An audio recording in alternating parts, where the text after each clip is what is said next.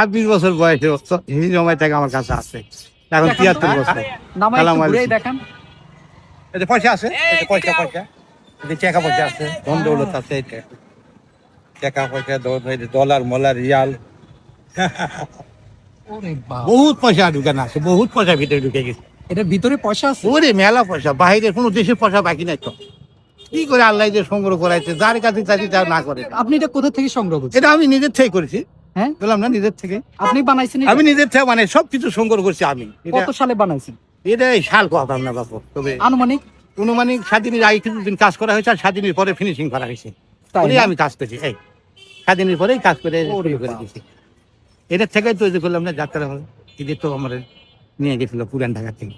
আরে বাপিটা আমার দরকার, আমি দরকার করলে হবো না, দেখেন আমি ওরে স্যালারি, এটা তো তুমি পারো, আর কেউ পারবে না। আমি তো বললাম যে আমার ষড়যন্ত্রকারী যে করবে, কাজ হবে না, আমাকেই করতে হবে।